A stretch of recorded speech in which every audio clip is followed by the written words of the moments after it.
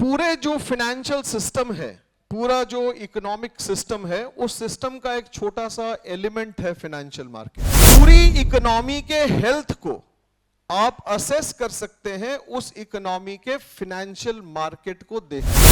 और जब productive efficiency अच्छी नहीं होगी तो कंपनियां अच्छा परफॉर्म नहीं कर सकती, उसका top line bottom line affected होगा। फाइनेंशियल सिस्टम क्या है? एक ऐसा सिस्टम है जहां पे फाइनेंशियल एक्टिविटीज, बहुत सारी फाइनेंशियल एक्टिविटीज हैं, उनको कलेक्टिवली एक मैकेनिज्म और एक सेट पैटर्न के तहत एग्जीक्यूट किया जाता है। यही है फाइनेंशियल सिस्टम। तो उसी तरीके से फाइनेंशियल मार्केट भी है। फाइनेंशियल मार्केट का मतलब एक ऐसा मार्केट जहां पर फाइनेंशियल इंस्ट्रूमेंट्स को खरीदा और बेचा जाए। मैं आपसे एक सवाल पूछ रहा हूं, RBI, reserve bank of India, ये रेगुलेटरी है या नॉन रेगुलेटरी है? रेगुलेटरी है। क्यों? क्योंकि ये बाकी सारी संस्थाओं और बैंकिंग व्यवस्थाओं के लिए नियमों को बनाता है। Transacting for one self, transacting for one self, इसको कहते हैं जॉबर।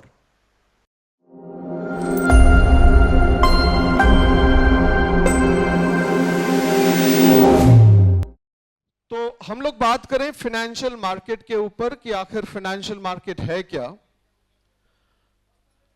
तो पूरे जो फाइनेंशियल सिस्टम है, पूरा जो इकोनॉमिक सिस्टम है, उस सिस्टम का एक छोटा सा एलिमेंट है फाइनेंशियल मार्केट। क्या कहा मैंने? Financial market is a very small element of the bigger picture, that is the financial system or the economic system of a country or nation. लेकिन छोटा होने के बावजूद भी it is perhaps one of the most important element of the financial sector. पूरी economy के health को आप असेस कर सकते हैं उस इकोनॉमी के फाइनेंशियल मार्केट को देखकर। मैंने दो लाइनें बताई कि financial market is an element of A broader picture, that is financial system, but even though it is an element, perhaps it is the most important of all the elements. And you could judge the health of an economy, how an economy is performing, simply by looking at the financial market. मैं इसको थोड़ा correlate करूंगा मैं अपनी बातों को कुछ example से। चाइना जो कि बहुत तेजी से अमेरिका को वो क्या कर रहा है, कॉम्पीट कर रहा है, और शायद आने वाले कुछ सालों में China would be toppling America as the top most financial country और इकोनॉमिक पावर ग्लोबली।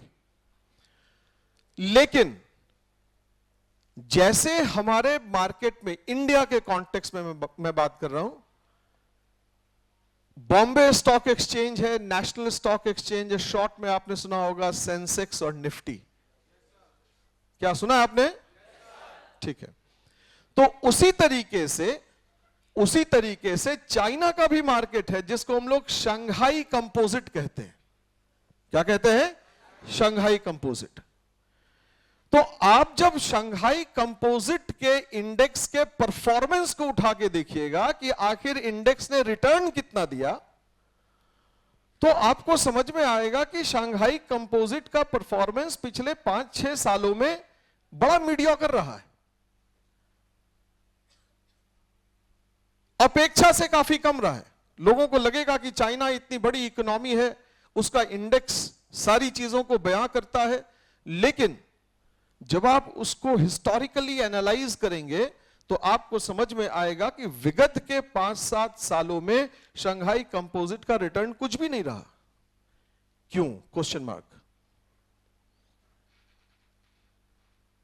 वो इसलिए नहीं रहा कि चाइना की economy is suffering from the ageing population. Chinese economy is suffering from the ageing population. जो कि हम और आप, हमारी इकोनॉमी में ये हमारे लिए एक एडवांटेज है। तो चूंकि वहां पे वर्कफोर्स एजिंग है, इसलिए एफिशिएंसी पे असर है। और जब प्रोडक्टिव एफिशिएंसी अच्छी नहीं होगी तो कंपनियां अच्छा परफॉर्म नहीं कर सकती, उसका top line bottom line affected होगा। और जब कंपनियां अच्छा नहीं करेंगी, कंपनी की प्रॉफिट नहीं होगी, उसका ईपीएस अच्छा नहीं होगा, तो वो जो कंपनियां लिस्टेड जहां पे हैं, जहां पे उनको सूचीबद्ध किया गया है, जिस इंडेक्स में किया गया है, उनका भी परफॉर्मेंस अच्छा नहीं होगा। शायद मैंने जो लाइन बताई थी कि आप किसी भी इकोनॉमी के परफॉर्मेंस को जज कर सकते हैं on the basis of financial market, on the basis of financial market, उसके हेल्थ को आप जज कर सकते हैं। ये मैंने समझा दिया। अब पहले थोड़ा हम लोग फाइनेंशियल सिस्टम, जो बीबीए 5th और बीकॉम 5th के स्टूडेंट्स बैठे हुए हैं, उनका मैंने फर्स्ट क्लास ही लिया था, तो मैंने कुछ बताया था इसके ऊपर। तो फाइनेंशियल सिस्टम क्या है? एक ऐसा सिस्टम है जहां पे फाइनेंशियल एक्टिविटीज, बहुत सारी फाइनेंशियल एक्टिविटीज हैं, उनको कलेक्टिवली एक मैकेनिज्म और एक सेट पैटर्न के तहत एग्जीक्यूट किया जाता है। यही है financial system. Financial system is basically the summation of 4 major elements. इसमें 4 चीजें हैं। पहला, फाइनेंशियल इंस्टीट्यूशन, दूसरा फाइनेंशियल इंस्ट्रूमेंट, तीसरा फाइनेंशियल मार्केट, और चौथा फाइनेंशियल सर्विसेज। चौथा क्या? Financial services. आप जब इन चारों को मिलाएंगे तो जाके एक होलिस्टिक कॉन्सेप्ट बनेगा, जिसको आप क्या कहते हैं? फाइनेंशियल, क्या कहते हैं? फाइनेंशियल सिस्टम कहते हैं। सुनो ध्यान से, क्या कहा मैंने? फाइनेंशियल सिस्टम का 4 एलिमेंट है। 4 एलिमेंट क्या क्या है? Financial institution, financial instrument, financial market, financial services. ये चारों मिलके क्या बनेगा? फाइनेंशियल सिस्टम बनेगा। ध्यान से सुनो, बहुत आहिस्ता आहिस्ता बता रहे हैं, आराम से बता रहे हैं। तो ये 4 चीजें मिलके आपको क्या देंगी? फाइनेंशियल सिस्टम देंगी। अब इनमें से सिर्फ एक आज हम लोगों को पढ़ना है। हमारा वर्कशॉप किसके ऊपर है? इनमें से फाइनेंशियल मार्केट के ऊपर। तो ये जो फाइनेंशियल मार्केट का कॉन्सेप्ट है, आखिर आप इसको कैसे समझ सकते हैं? आम बोलचाल की भाषा में मार्केट का मतलब क्या हो गया? हिंदी में बाजार। इसका मायने क्या हुआ? एक ऐसी व्यवस्था जहां पे क्रेता और विक्रेता, buyer and seller, come together for transacting something, for transacting something. यही मार्केट है। चाहे वो फ्रूट मार्केट हो, या वो बुलियन मार्केट हो, या वो गिल्ट एज्ड मार्केट हो, कोई भी मार्केट हो। बुलियन मार्केट मतलब इसकी हिंदी होती है सर्राफा बाजार, जहां पे प्रेशियस मेटल्स को खरीदा और बेचा जाता है। मैंने एक और टर्म यूज किया, गिल्ट एज्ड मार्केट। क्या है गिल्ट एज्ड मार्केट? एक ऐसा मार्केट जहां पे गवर्नमेंट सिक्योरिटीज को खरीदा और बेचा जाए। Am I clear? Gilt edge market का मतलब एक ऐसा मार्केट जहां पे कौन सी सिक्योरिटी? गवर्नमेंट सिक्योरिटी, उसको खरीदा और बेचा जाए। इसके ऊपर हम लोग और आगे विस्तार से बातचीत करेंगे। तो उसी तरीके से फाइनेंशियल मार्केट भी है। फाइनेंशियल मार्केट का मतलब एक ऐसा मार्केट जहां पर फाइनेंशियल इंस्ट्रूमेंट्स को खरीदा और बेचा जाए। जहां पर फाइनेंशियल इंस्ट्रूमेंट्स को खरीदा और बेचा जाए। इसलिए जब आपको फाइनेंशियल मार्केट समझना है तो फाइनेंशियल इंस्ट्रूमेंट तो समझना स्वाभाविक है। उसके बगैर आप फाइनेंशियल मार्केट को समझ नहीं सकते। तो कहने के लिए वर्कशॉप फाइनेंशियल मार्केट के ऊपर है, लेकिन इसको समझने के लिए आपको फाइनेंशियल इंस्ट्रूमेंट भी समझना पड़ेगा, फाइनेंशियल इंस्टीट्यूशन भी समझना पड़ेगा। क्यों? क्योंकि financial market has to be regulated. Financial market has to be regulated. Not only regulated, वो जो ट्रांजैक्शन होगा वो कौन करेगा? ट्रांजैक्शन वो इंस्टीट्यूशंस के द्वारा परफॉर्म किया जाएगा। तो इंस्टीट्यूशंस का भी इन्वॉल्वमेंट है इसमें। और फाइनेंशियल मार्केट में फाइनेंशियल ट्रांजैक्शन को परफॉर्म करने के लिए सर्विसेज की भी जरूरत है। किसकी जरूरत है? सर्विसेज की। तो कहने के लिए ये फाइनेंशियल मार्केट है, लेकिन इसमें पूरा फाइनेंशियल सिस्टम का थोड़ा थोड़ा एस्पेक्ट तो पढ़ना ही पड़ेगा, समझना पड़ेगा। फाइनेंशियल इंस्टीट्यूशन जो है, फाइनेंशियल इंस्टीट्यूशन दो तरीके का। कितने तरीके का? दो तरीके का। पहला, जो फाइनेंशियल मार्केट और एक्टिविटीज और ट्रांजैक्शंस को रेगुलेट करता है। क्या करता है? रेगुलेट करता है। और दूसरा, वो सारे फाइनेंशियल इंस्टीट्यूशंस जो अपने आप को रेगुलेट करवाते हैं। जो अपने आप को क्या करते हैं? रेगुलेट करवाते हैं। तो एक हो गया रेगुलेटरी इंस्टीट्यूशंस और दूसरा हो गया non regulatory institutions. Broader classification यही है। मैं आपसे एक सवाल पूछ रहा हूं, RBI, reserve bank of India, ये रेगुलेटरी है या नॉन रेगुलेटरी है? रेगुलेटरी है। क्यों? क्योंकि ये बाकी सारी संस्थाओं और बैंकिंग व्यवस्थाओं के लिए नियमों को बनाता है।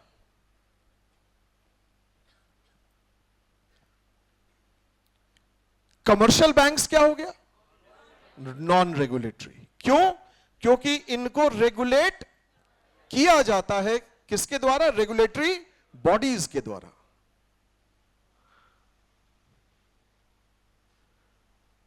Have you heard about SEBI? Full form? Securities Exchange Board of India. क्या है ये? Regulatory, non regulatory? Stock market में, फाइनेंशियल मार्केट में जितने भी नियम, कानून, कायदे बनाए जाते हैं, उसका निर्धारण किसके द्वारा किया जाता है? सेबी के द्वारा। अभी आपने कुछ दिन पहले न्यूज वो सुना होगा कि एक कोई अनरजिस्टर्ड यूट्यूब या अपना चैनल चलाने वाला एक था वो अपने आप को इन्फ्लुएंसर कहता है। वो कई सालों से लोगों को राय दे रहा था और उसकी तमाम गतिविधियों के ऊपर सेबी ने निगरानी रखी और लगभग 596 करोड़ रुपए का उनको नोटिस दे दिया और उनकी कंपनी को, उनके फर्म को स्टॉक मार्केट में ट्रेड करने से भी मना कर दिया गया। यह कौन कर सकता है? सेबी कर सकती है। राइट? यहां पे दो चीजें और हैं। मॉडर्न टाइम्स में परसेप्शन थोड़ा सा चेंज किया है। रेगुलेटरी बॉडीज को केवल यह नहीं कहा गया कि आप पॉलिसीज बनाएं, आप लॉज बनाएं, बल्कि यह भी इंस्ट्रक्ट किया गया। इकोनॉमिक रिफॉर्म जो आया था उसमें यह कहा गया कि financial institutions which are of regulatory nature must also make sure that they are providing the facilities for ensuring the implementation of the laws and provisions. बात समझ में आई? हिंदी सुन लीजिए इसका।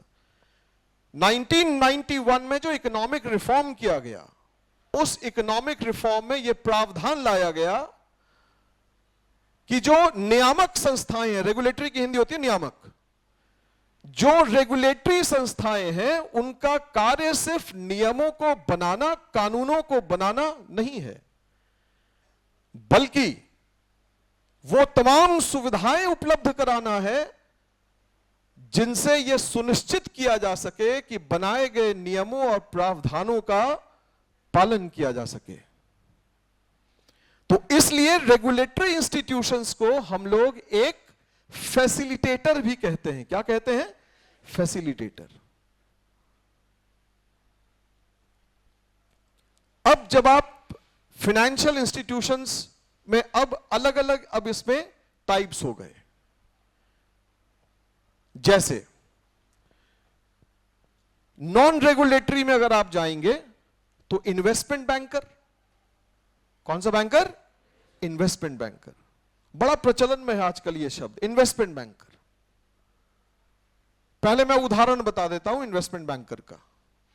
आप में से कोई बता पाएगा इन्वेस्टमेंट बैंकर? माइक कौन देगा? Anybody? Banker who invest in A stock market. Stock market. मैं एग्जाम्पल पूछ रहा हूं। Sorry sir, I don't know. ठीक है, कोई बात नहीं, सॉरी वाली कोई बात नहीं बेटा, सब कुछ जानते तो यहां नहीं बैठते हम लोग। कोई और? हाँ बोलो, तुम्हारी आवाज आ सकती है मुझ तक, बोलो जोर से। जेपी मॉर्गन, वेरी गुड, बैठ जाओ। इन्वेस्टमेंट बैंकर, मोबाइल फोन का इस्तेमाल नहीं की? ठीक है। इन्वेस्टमेंट बैंकर बेसिकली जब आप कहते हैं इन्वेस्टमेंट बैंकर तो आप, इसने बताया जेपी मॉर्गन। एक और है जो बड़ा पॉपुलर है, मेरिल लिंच, जो कि बैंक ऑफ अमेरिका का एक यूनिट है, उसकी सब्सिडरी है। मॉर्गन स्टैनले, मॉर्गन स्टैनले, इसका एक इंडेक्स भी चलता है, MSCI, पढ़िएगा थोड़ा इसके ऊपर, MSCI।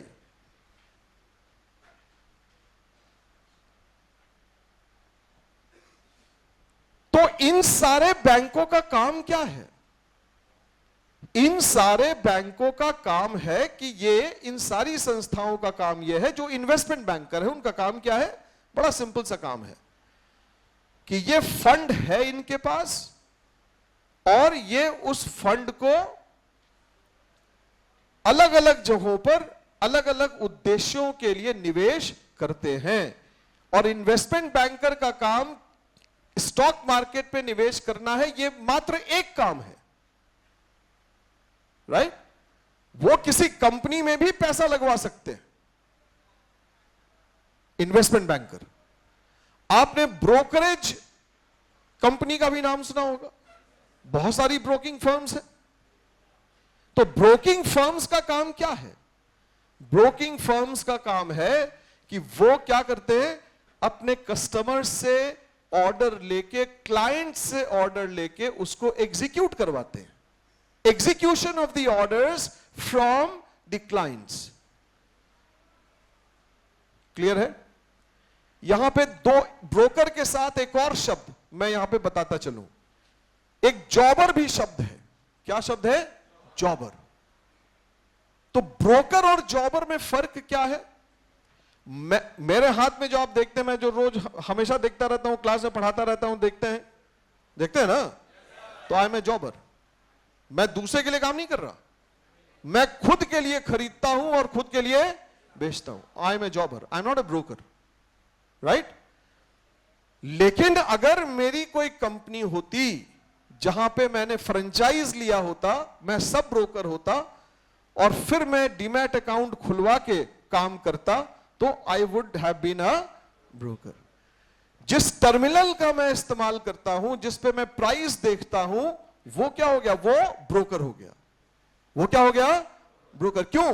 क्योंकि मैंने भाव लगाया उस टर्मिनल पे जाके, उस ऐप पे जाके, और उसको एग्जीक्यूट किसने किया? मेरे बिहाफ में उस ब्रोकर ने किया। तो basically broker is one who performs on behalf of the client. Jobber is one who is what? Transacting for oneself. Transacting for oneself. इसको कहते हैं जॉबर। फर्क समझ में आ रहा है? ठीक है। अब आप एक और शब्द सुनिए, मर्चेंट बैंकर। ये सब लिखते जाना, ये हमेशा काम में आएगा। इंटरव्यू वगैरह कहीं जाओगे, और आजकल बड़ा हॉट केक है इन्वेस्टमेंट बैंकिंग में जॉब पाना। मर्चेंट बैंकर क्या हुआ? मर्चेंट बैंकर नाम से ही क्लियर है, मर्चेंट मतलब व्यापारी, इसकी हिंदी क्या होती है? व्यापारी। जब मर्चेंट बैंकर की शुरुआत हुई उस समय कुछ लोग मिलके उन्होंने फंड इकट्ठा किया और उन्होंने क्या किया? उन्होंने बिजनेसेस को लोन देना स्टार्ट किया। वहां से उनका नाम पड़ा मर्चेंट बैंकर। लेकिन अभी के समय में मर्चेंट बैंकर का काम लोन वगैरह प्रोवाइड करना तो सेकेंडरी हो गया। उनका जो बेसिक काम है वो एडवाइजरी सर्विस देना और फाइनेंशियल सर्विसेज को प्रोवाइड करना। क्या प्रोवाइड करना? फाइनेंशियल सर्विसेज को प्रोवाइड करना। अब देखिए, पूरा फाइनेंशियल मार्केट में सब कुछ आ रहा है, इंस्ट्रूमेंट आ रहा है, इंस्टीट्यूशन आ रहा, सर्विसेज आ रहा। तो वो जो फाइनेंशियल सर्विसेज प्रोवाइड करेंगे, कैसी फाइनेंशियल सर्विसेज प्रोवाइड करेंगे? What sort of financial services? सबसे पहला, valuation of A company. Valuation of a company. Company के वैल्यूएशन का मतलब क्या हुआ? कंपनी के वैल्यूएशन का मतलब क्या हुआ? सपोज करिए कि company A wants to buy company B. Company A wants to buy company B.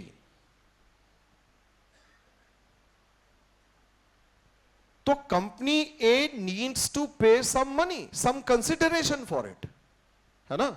Law की भाषा में इसको कंसिडरेशन कहते हैं, हिंदी में प्रतिफल कहते हैं, राइट? तो आखिर कितना दिया जाए? अगर आप ज्यादा दे देंगे तो क्या होगा? लॉस होगा। इसको फाइनेंस की भाषा में हम लोग, क्योंकि देखिए, जब आप किसी को खरीदते हैं, जब एक कंपनी दूसरी कंपनी को खरीदती है तो एसेट भी उसको मिलता है और उसकी लायबिलिटी भी मिलती है ना? तो अगर आप महंगा खरीदेंगे तो क्या होगा? एसेट महंगा आपको मिल जाएगा।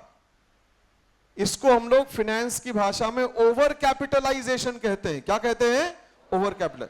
संपत्ति है 4 लाख की, आपने उसको खरीद लिया 6 लाख में, लेकिन आपको रिटर्न कितने के बराबर मिलेगा? 4 लाख के बराबर ही मिलेगा ना रिटर्न।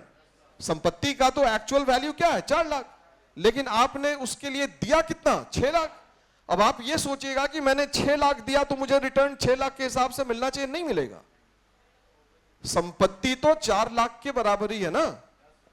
तो आपको जो रिटर्न मिलेगा, रिटर्न ऑन इन्वेस्टमेंट ROI, वो तो 4 लाख के ऊपर मिलेगा, लेकिन 4 लाख के रिटर्न को पाने के लिए आपने दे दिया कितना? 6 लाख। तो शेयर होल्डर्स के लिए रिटर्न घट जाएगा, कंपनी ओवर कैपिटलाइज हो जाएगी। तो how much should be paid to acquire a company is known as valuing the company, and based on the valuation of the company you move forward for acquiring और merging into a company. मैं 2 शब्दों का और मैंने जिक्र किया, acquiring and merging. इसके ऊपर भी हम लोग पढ़ेंगे आगे। तो यह वैल्यूएशन का काम कौन करेगा? कोई एक्सपर्ट ही कर सकता। मुझे कह दिया जाए या आपको कह दिया जाए तो नहीं होगा। वैल्यूएशन करने का मेथड्स होता है, कैश फ्लोज देखना पड़ता है, टाइम वैल्यू ऑफ मनी को एडजस्ट करना पड़ता है, और फिर जाके हम लोग वैल्यू निकालते हैं। कौन करेगा? एक्सपर्ट करेगा। मर्चेंट बैंकर के पास एक्सपर्ट्स की टीम होती है। और क्या? अगर आपको IPO लाना है, क्या लाना है? Full form initial public offering. Initial public offering अगर आपको लाना है तो किस भाव पे लेके आए, कब लेकर आए, कितना लेकर आए, इसके लिए आपको एक्सपर्ट्स हायर करने पड़ते हैं। एक्सपर्ट्स कहां मिलेगा? Merchant bank. क्लियर है? तीसरा इसका मेजर जो फाइनेंशियल सर्विसेज है वो क्या है? उसको हम लोग कहते हैं इशू मैनेजमेंट। क्या कहते हैं? Issue management. अब क्या हो गया इशू मैनेजमेंट? जो आपने आईपीओ लाने का सोचा, आईपीओ का अमाउंट तय हो गया, आईपीओ कब लाना चाहिए यह तय हो गया, किस भाव पे आना चाहिए यह तय हो गया, लेकिन इशू लाना, उसको मैनेज करना, फंड रेज करना, कंपनी अकाउंट में पैसा आना, शेयर होल्डर्स को शेयर मिलना, या बॉन्ड आया है, डिबेंचर आया है तो उसको डिबेंचर देना, यह सब इशू मैनेजमेंट का हिस्सा है। बहुत बड़ा प्रोसेस है ये कौन करेगा? मर्चेंट बैंकर करेगा। मर्जर्स और एक्विजिशंस में हेल्प करने का काम करता है कौन? Merchant banker. तो फाइनेंशियल सर्विसेज, ये सब जो मर्चेंट बैंक है, इन्वेस्टमेंट बैंकर है, ये और अभी मैंने बताया ब्रोकिंग हाउसेस जो है, ये सब क्या है? These are all non regulatory financial institutions, but they are regulated by all the regulatory financial bodies. Clear है एकदम? आ रहा है समझ में कि नहीं आ रहा है जी? तो ऐसे चुप मत रहो, कुछ रिस्पॉन्स करो। ठीक है। अब अगर हम लोग बात करें, मैंने दो शब्द का जिक्र किया, मर्जर और एक्विजिशन का। कोई डिफरेंस बता सकता है मर्जर और एक्विजिशन? सब मैनेजमेंट के छात्र हैं। मर्जर और एक्विजिशन, एनीबडी कुड डिफरेंशिएट? हाँ बोलो। देखिए, मर्जर और एक्विजिशन ये आम बोलचाल की भाषा है और अक्सर इसका हम लोग प्रयोग करते हैं, लेकिन लोगों को इनके बीच में कोई खास अंतर समझ में नहीं आता।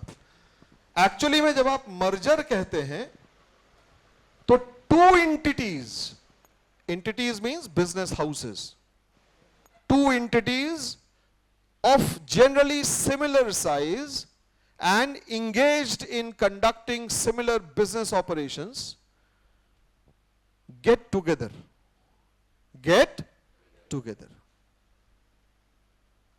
और जैसे ही दो संस्थाएं, दो व्यावसायिक संस्थाएं एक साइज की, तकरीबन एक साइज की और एक व्यवसाय में जुड़ी हुई, जब वो आपस में मिलती हैं तो दोनों का अस्तित्व खत्म हो गया और एक नई एंटिटी आती है।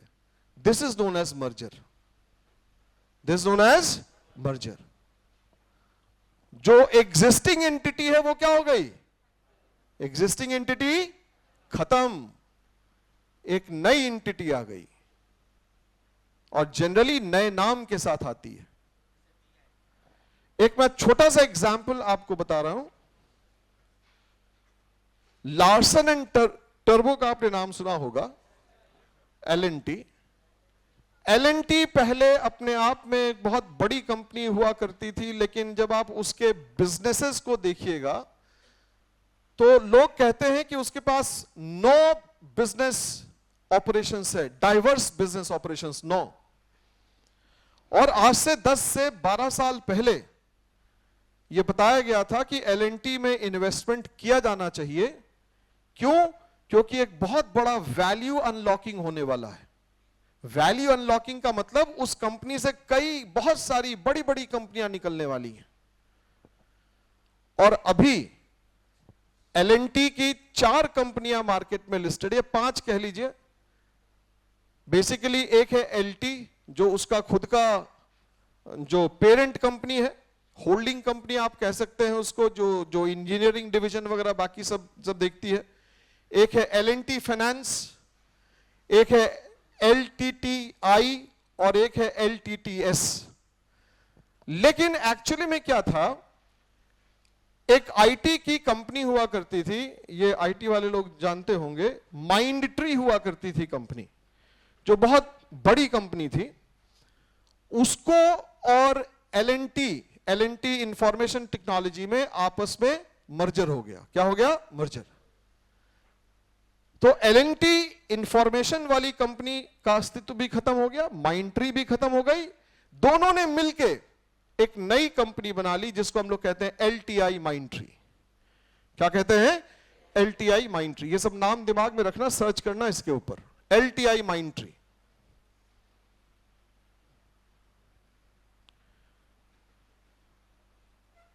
एक्विजिशन में क्या है?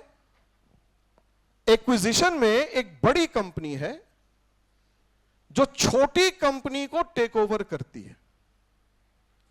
अक्वायरिंग कंपनी और target company, acquiring company and target company. जो खरीदना चाहती है, जो टेक ओवर करना चाहती है, जो बिडिंग कंपनी है, वो क्या हो गई? वो हो गई अक्वायरिंग कंपनी, और जिसको वो टारगेट कर रही है वो क्या हो गई? Target company. इसका एक एग्जाम्पल, ये थोड़ा कंट्रोवर्शियल एग्जाम्पल है, लेकिन चूंकि बहुत अच्छा एग्जाम्पल है इसलिए मुझे देना पड़ेगा। एनडीटीवी, हाँ, एनडीटीवी को हॉस्टाइल बिडिंग के सहारे अदानी ग्रुप ने क्या किया? उसको आया कॉन्सेप्ट समझ में? This is acquisition, this is ownership change हो गया। ओनरशिप क्या हो गया? चेंज हो गया।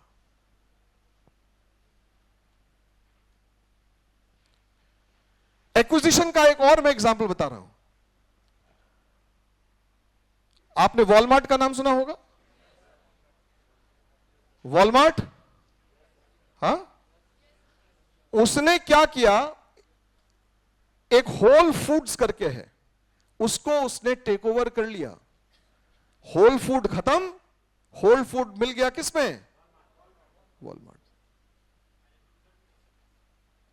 समझ गए?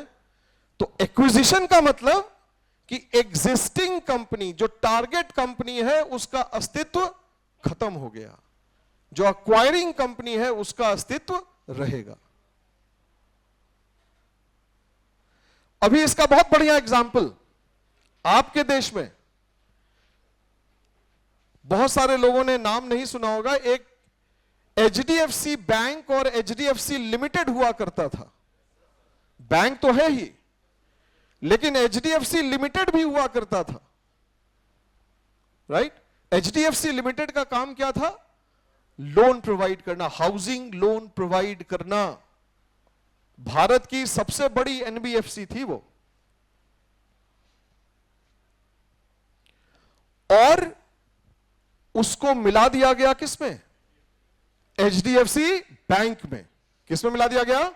HDFC बैंक में। और उस मर्जर के बाद,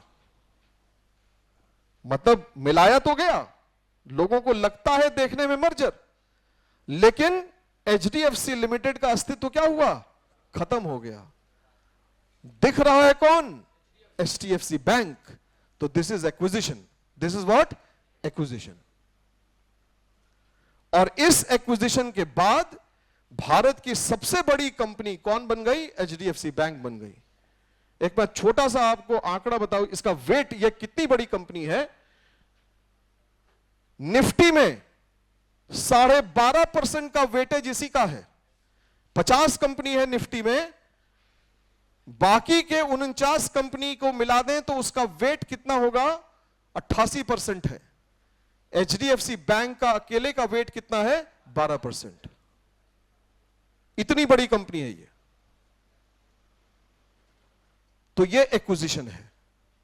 एक्विजिशन का मतलब क्या हो गया? टारगेट कंपनी का अस्तित्व खत्म, टेकिंग ओवर जो कंपनी थी उसका अस्तित्व रहेगा, वो और बिगर कंपनी हो गई। क्लियर है एकदम? ठीक है। अब हम लोग थोड़ा और आगे बढ़ते हैं कि फाइनेंशियल मार्केट के ऊपर आते हैं। मेरे ख्याल से मैंने फाइनेंशियल सर्विसेज बता दिया, फाइनेंशियल इंस्टीट्यूशंस बता दिया, फाइनेंशियल इंस्ट्रूमेंट बचा हुआ है, लेकिन इसको थोड़ा रुक के बताएंगे जब मैं फाइनेंशियल मार्केट आपसे डिस्कस करूंगा तब उसके साथ। जैसा शुरुआत में ही मैंने बताया कि फाइनेंशियल मार्केट एक ऐसा मार्केट जहां पे फाइनेंशियल ट्रांजैक्शंस होते हैं फाइनेंशियल सर्विसेज के सहारे, और ट्रांजैक्ट क्या किए जाते हैं? Financial instruments.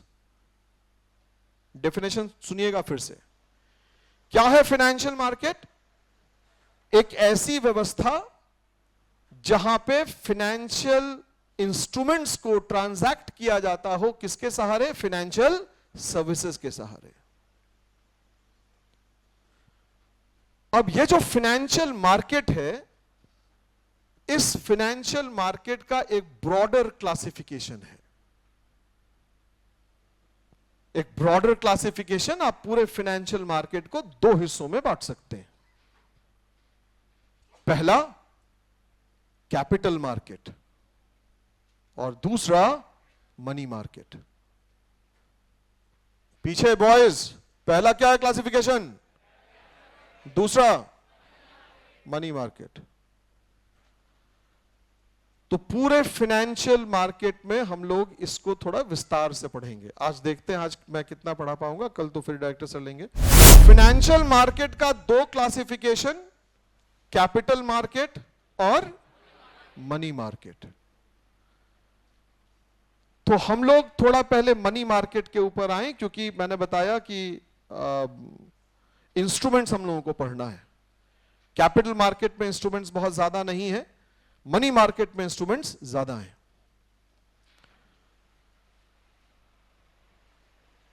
जब आप निवेश करते हैं, जब आप इन्वेस्टमेंट करते हैं,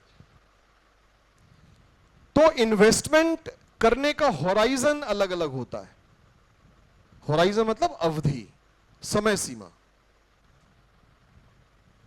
तो अगर किसी निवेशक के निवेश करने की अवधि छोटी है, थोड़े समय की है। अब ये थोड़ा समय, छोटा कहने का मतलब क्या? कितना समय? लेस देन 1 ईयर या अप टू 1 ईयर। तो if an investor is of the mood of investing or parking his money for a shorter period, that is up to a maximum of 1 year, then you need to put your money into money market instruments. कहां पे निवेश करना होगा? Money market instruments. What it means? It means that money market is a market wherein only those instruments are traded which have the maturity period of less than 1 year or a maximum of 365 days, not more than that. Therefore, money market or money market instruments are also said to be as liquid market instruments or liquid instruments. Why? Because the duration of investment is quite small. लेकिन इसमें कुछ अपवाद है, इसमें कुछ अपवाद है। अब आइए हम लोग मनी मार्केट इंस्ट्रूमेंट्स की बात करते हैं। क्या क्या? सबसे पहला ट्रेजरी बिल्स, ये सब लिखते जाना, नोट कर लेना। Treasury bills. दूसरा कमर्शियल पेपर। तीसरा सर्टिफिकेट ऑफ डिपॉजिट्स। चौथा रीपर्चेज एग्रीमेंट। चौथा रीपर्चेज। ये बेसिकली 4 बहुत इंपॉर्टेंट है और 4 बहुत कॉमन है। इसको हम लोग थोड़ा थोड़ा समझते हैं, इसके बहुत ज्यादा डेप्थ में नहीं, एक एक दो लाइन इसके ऊपर। सर्टिफिकेट ऑफ डिपॉजिट, तीसरा है सर्टिफिकेट ऑफ डिपॉजिट और चौथा है रीपर्चेज एग्रीमेंट। और 5वां भी लिख दो, जो कि आजकल काफी प्रचलन में है, money market mutual funds, MMF, money market mutual fund. अब एक नया शब्द आ गया, म्यूचुअल फंड, है ना? इसके ऊपर भी बात करेंगे। तो बेसिकली कितना हो गया इंस्ट्रूमेंट? सबसे पहला, दूसरा, तीसरा, चौथा, 5वां। ठीक है, गुड। हम लोग बात करें ट्रेजरी बिल्स की। कौन सा bill? Treasury bills. Treasury bills एक ऐसा बिल है जो कि गवर्नमेंट एक्सचेकर के ऊपर लिखा जाता है। किसके ऊपर? गवर्नमेंट एक्सचेंज, और ये सिक्योर्ड है क्योंकि सरकार का बिल है, इसलिए इससे बड़ी सिक्योरिटी और क्या मिलेगी। और जनरली ट्रेजरी बिल्स को डिस्काउंट पे इशू किया जाता है। किस पे इशू किया जाता है? डिस्काउंट पे। डिस्काउंट पे इशू करने का मतलब तो शायद समझते होंगे सब कोई, फेस वैल्यू से कम पे इशू करना। क्लियर है? कमर्शियल पेपर क्या है? कमर्शियल पेपर सबसे पहले तो एक प्रॉमिसरी नोट है।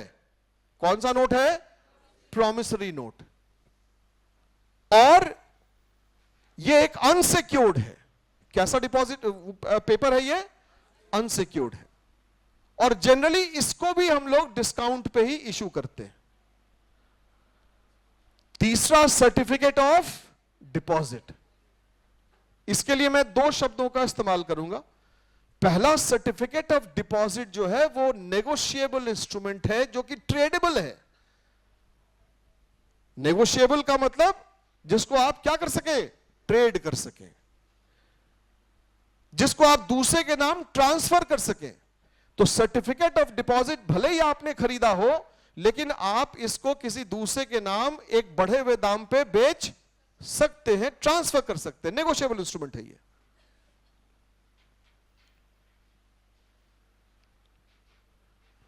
अब ये नेगोशिएबल इंस्ट्रूमेंट तो है, ट्रेडेबल भी है, लेकिन इसकी एक मैच्योरिटी है। आप मैच्योरिटी के पहले इसको विड्रॉ नहीं कर सकते, लेकिन इसकी मैच्योरिटी क्या 1 साल से ज्यादा हो सकती है? नहीं। क्यों? क्योंकि मनी मार्केट का इंस्ट्रूमेंट है, और मनी मार्केट के इंस्ट्रूमेंट की मैच्योरिटी कभी भी 1 साल से ज्यादा नहीं हो सकती। चौथा हम लोगों ने क्या लिखा? Repurchase agreement. Repurchase agreement.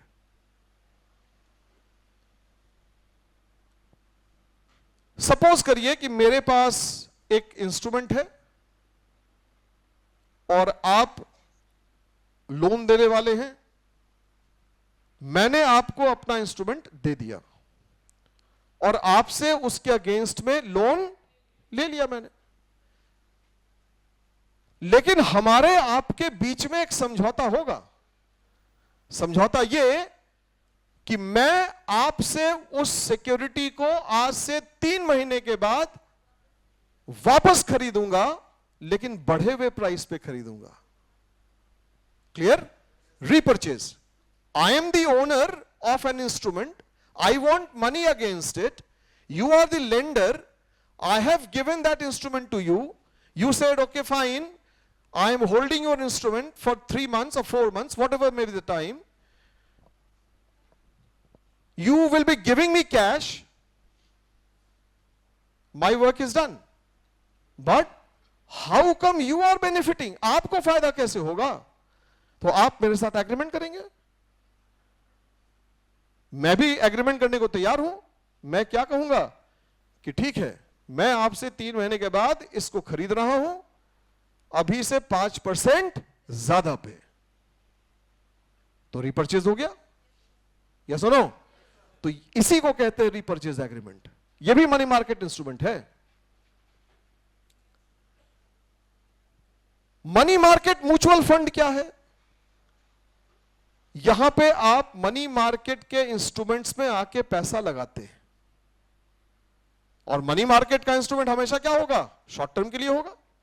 तो money market instruments can never be, और money market mutual funds can never be for a period in excess of 1 year. इसमें जो भी म्यूचुअल फंड होगा, जो भी आप मनी मार्केट इंस्ट्रूमेंट में पैसा लगाएंगे, वो हमेशा 1 साल से कम के लिए ही लगेगा। एक और छूट गया उसमें, call and notice money market. Call and notice money भी लिख लो। Call and notice money. Call and notice money market. Call and notice money. इस मार्केट की एकमात्र खासियत है कि यहां पर जो पार्टिसिपेंट हैं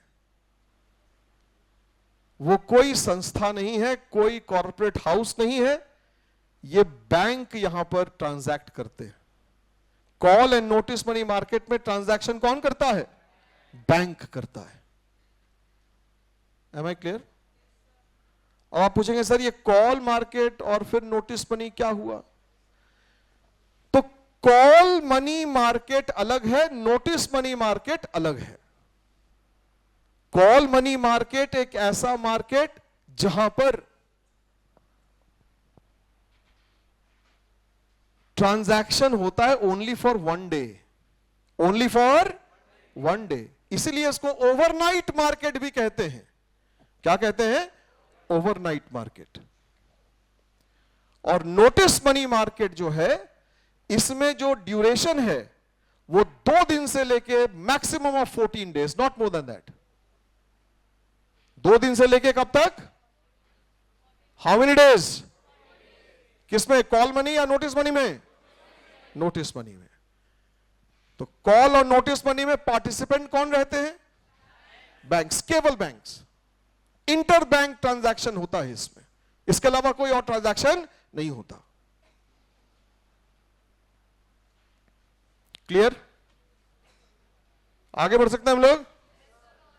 लेकिन एक चीज और जान लीजिए कि आखिर एक दिन के लिए लोन लेने का मतलब क्यों कोई बैंक लेगा? जब इतने डेप्थ में हम लोग जा रहे हैं तो यह भी जानना चाहिए कि आखिर एक दिन में लेंडिंग का मतलब क्या, क्यों लिया जाता है? तो इसका आंसर है कि आप आरबीआई के इंस्ट्रक्शंस के मुताबिक हर फाइनेंशियल इंस्टीट्यूशन को, हर बैंक को स्टैट्यूटरी लिक्विडिटी रिजर्व रखना पड़ता है, एसएलआर रखना पड़ता है अपने पास। अगर किसी भी दिन उसमें कमी आ गई और आप पकड़े गए तो आपके ऊपर शो कॉज और क्वेश्चन मार्क हो सकता है। इसलिए उससे बचने के लिए, उसको मेंटेन करने के लिए, एसएलआर को, रिजर्व रेशियोज को मेंटेन करने के लिए कॉल मनी का इस्तेमाल किया जाता है। Am I clear? ठीक है। तो बेसिकली फाइनेंशियल इंस्ट्रूमेंट्स में मैंने शायद 6 बता दिया ना।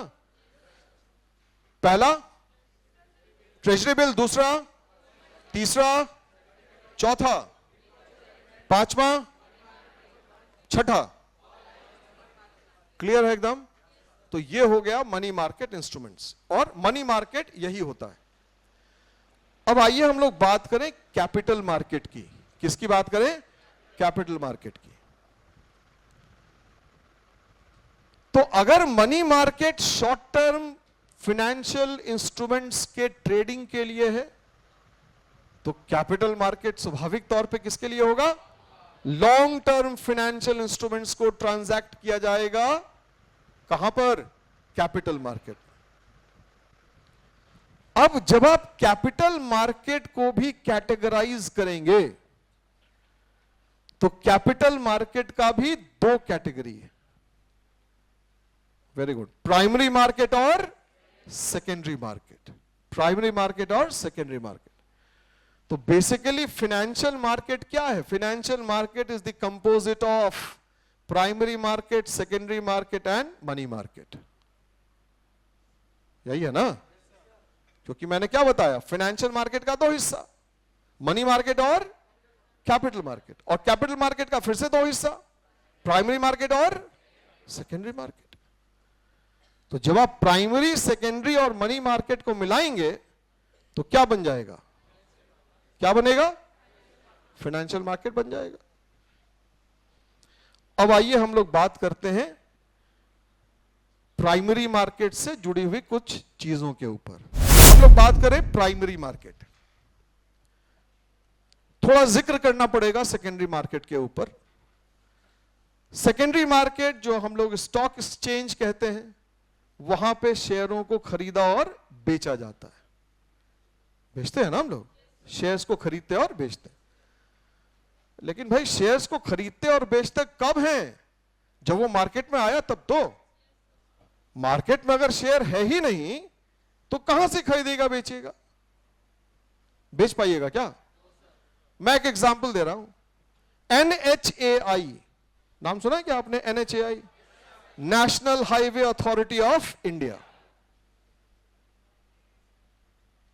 एक पब्लिक कंपनी है जिसमें 100% हिस्सा किसका है? सरकार का है, पूरा का पूरा। क्या इसका शेयर खरीदा और बेचा जाता है स्टॉक मार्केट में? क्यों नहीं? क्योंकि मार्केट में आया नहीं, मार्केट में आया ही नहीं है। तो मार्केट में सिक्योरिटी को आने के लिए जिस मार्केट की जरूरत पड़ती है, that market is known as primary market. Line सुनो ध्यान से, कंसंट्रेट करो। क्या कहा मैंने? सेकेंडरी मार्केट में शेयर कब ट्रेड होगा, सिक्योरिटी कब ट्रेड होगी? जब उसको इशू किया जाएगा। मैंने एग्जांपल दिया NHAI का। क्या NHAI का शेयर मार्केट में है? क्या मैं उसको खरीद सकता हूं? तो उसको ट्रेड होने के लिए जरूरी क्या है? पहले उसको मार्केट में आना, और जिस मार्केट में उसका शेयर आएगा, इशू किया जाएगा, that market is called primary market. आज से 5 साल पहले LIC का शेयर नहीं था, 3 साल, वो 3.5 साल पहले, life insurance corporation LIC। LIC का शेयर ट्रेड नहीं होता था। होता था क्या? नहीं। 100% हिस्सेदारी किसकी थी? सरकार की थी। तो सरकार ने कहा ना कि हम 3.5% शेयर जनता के बीच में लाएंगे। तो जैसे ही सरकार ने कहा 3.5% शेयर वो लाएगी, तो प्राइमरी मार्केट में आया, और जैसे ही प्राइमरी मार्केट में शेयर्स आया, उसको ट्रेड किया जाएगा कहां? Secondary market.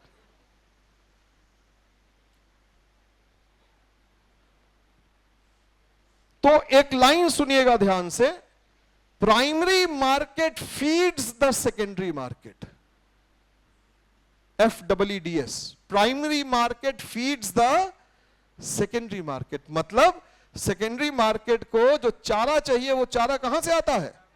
प्राइमरी मार्केट से आता है।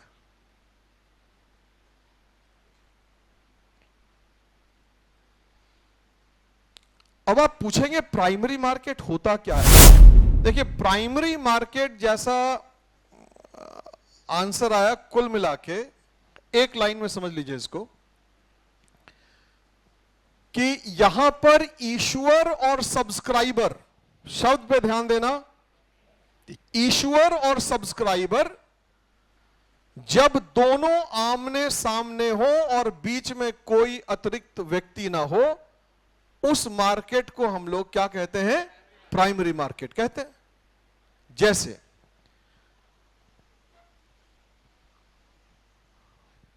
ज़ोमैटो, उसका IPO आया, कहां पर आएगा?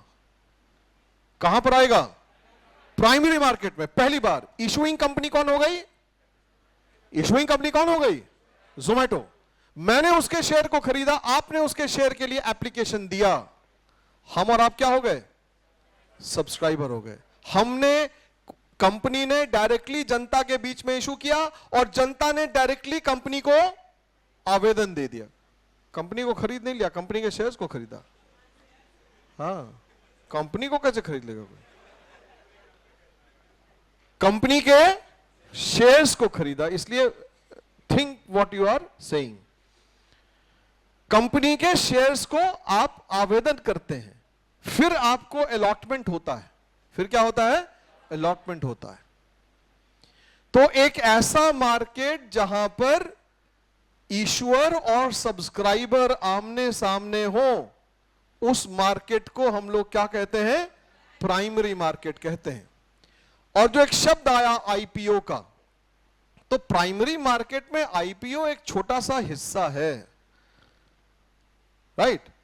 बहुत बड़ा और भी एस्पेक्ट है। जो इशू आएगा वो प्राइमरी मार्केट में ही आएगा, जिसको हम लोग OFS कहते हैं, ऑफर फॉर सेल। ये सब शब्द है, दिमाग में रखना। Offer for sale. दूसरा प्रिफरेंशियल अलॉटमेंट या प्राइवेट प्लेसमेंट, ये दोनों लगभग सेम है। नेक्स्ट है राइट इशू। क्या? Right issue. और एक है FPO, follow on public offer.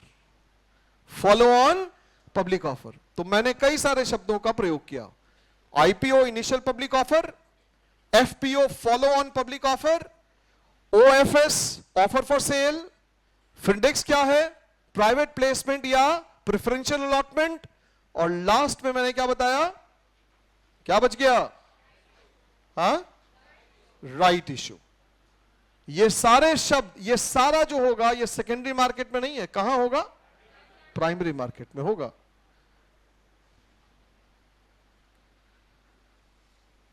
अब जब प्राइमरी मार्केट में शेयर्स आ गया या सिक्योरिटी आ गया तो उसको हम लोग ट्रांजैक्ट करेंगे कहां पर? सेकेंडरी मार्केट में। तो ट्रांजैक्ट करने के पहले आपने एक और शब्द सुना होगा, लिस्टिंग, LISTING। तो जिस भी स्टॉक एक्सचेंज में वो कंपनी चाहती है अपने सिक्योरिटी को ट्रांजैक्ट होना, वहां पर उसको नामजद करना पड़ेगा, लिस्ट करवाना पड़ेगा, तभी जाके उसकी लिस्टिंग के बाद ट्रांजैक्शन संभव है। क्लियर है? एक और शब्द है डिलिस्ट, लिस्टिंग और डिलिस्टिंग। लिस्टिंग का मतलब नाम चढ़ा देना, ट्रांजैक्शन हो गया। डिलिस्ट करने का तो नाम हट गया, ट्रांजैक्शन बंद। आपके पास शेयर रखा हुआ है, उससे कोई फर्क नहीं पड़ता, डिब्बा हो गया वो शेयर। बात समझ गए? तो जिस तरीके से नाम जुड़ता है, आप चाहें तो आप नाम हटवा भी सकते हैं। नाम हटवाने की प्रक्रिया को डिलिस्टिंग कहते हैं, जोड़ने की प्रक्रिया को लिस्टिंग कहते हैं। बॉन्ड और डिबेंचर, बॉन्ड और, बहुत सारे लोगों को लगता है कि बॉन्ड डिबेंचर सब सेम है, बॉन्ड एंड डिबेंचर। तो सबसे पहले तो यह जानिए कि चाहे बॉन्ड हो या डिबेंचर हो, ये दोनों ही डेट इंस्ट्रूमेंट है। क्या है? डेट का मतलब कर्जा, डेट का मतलब कर्ज। यानी कि इन फाइनेंशियल इंस्ट्रूमेंट्स को इशू करके कंपनी मार्केट से पैसा उठाती है। बॉन्ड को इशू करके, डिबेंचर को इशू करके कंपनी मार्केट से क्या उठाती है? पैसा उठाती है। जिसने कंपनी को पैसा दिया वो लेंडर हो गया, कंपनी क्या हो गई? बोरोवर हो गई। कंपनी क्या हो गई? बोरोवर। अब दोनों में डिफरेंस क्या है?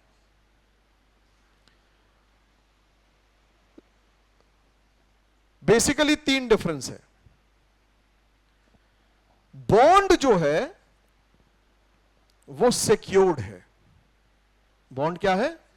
सिक्योर्ड। डिबेंचर अनसिक्योर्ड है। डिबेंचर क्या है? अनसिक्योर्ड। आ रहा है समझ में? अब आप पूछेगा सर सिक्योर्ड अनसिक्योर्ड का मतलब क्या हुआ? जब बॉन्ड इशू किया जाता है तो उसके अगेंस्ट में एसेट को कोलैटरल रखा जाता है। क्या रखा जाता है? एसेट को कोलैटरल। मतलब यह कि अगर कंपनी ने या सरकार ने, जनरली बॉन्ड सरकार के द्वारा ही इशू किया जाता है। सर शायद अपने जो प्रेजेंटेशन देंगे उसमें बॉन्ड यील्ड वगैरह के बारे में बताएंगे। तो बॉन्ड का मतलब सरकार के द्वारा इशू किया गया बॉन्ड। 5 ईयर बॉन्ड होता है, 10 ईयर बॉन्ड होता है, 5 year bond yield, 10 year bond yield, ये सब देखते हैं और उसको कोरिलेट करते हैं स्टॉक प्राइसेस से, स्टॉक मार्केट से। तो हम लोग बात करें सिर्फ बॉन्ड और डिबेंचर के ऊपर। मैंने क्या कहा? बॉन्ड सिक्योर्ड है। सिक्योर्ड कहने का मतलब इसके अगेंस्ट में कोलैटरल एसेट रखा गया। अगर वो बॉन्ड का पेमेंट नहीं हुआ तो उस एसेट को बेच के उस बॉन्ड को रिपे कर दिया जाएगा। डिबेंचर अनसिक्योर्ड है। डिबेंचर क्या है? अनसिक्योर्ड है। आपने सुना होगा कि बहुत सारी कंपनियां जो हैं वो एनसीडी इशू करती है, नॉन कन्वर्टेबल डिबेंचर्स। जैसे श्रीराम फाइनेंस हो गया, या कभी कभी बंधन बैंक जैसे बैंक्स भी, और भी बहुत सारी जो एनबीएफसी है, मन्नापुरम, मुथूट, ये सारी बैंक भी क्या करते हैं? एनसीडी इशू करते हैं, डिबेंचर्स को इशू करते हैं। तो डिबेंचर्स क्या हो गया? ये भी डेट इंस्ट्रूमेंट है लेकिन ये अनसिक्योर्ड है। आ रही बात समझ में? बॉन्ड चूंकि सिक्योर्ड है, सुरक्षित है, यह आपको आश्वस्त करता है कि आपका पैसा डूबेगा नहीं। तो बॉन्ड में रिस्क कम हुआ। रिस्क क्या हो गया? डिबेंचर में रिस्क हाई हो गया। और तीसरा, चूंकि बॉन्ड में रिस्क कम है इसलिए रिटर्न भी क्या है? कम है। जहां पे रिस्क ज्यादा वहां पे रिटर्न भी ज्यादा। तो डिबेंचर में चूंकि रिस्क ज्यादा है इसलिए उसमें रिटर्न भी क्या है, ज्यादा है।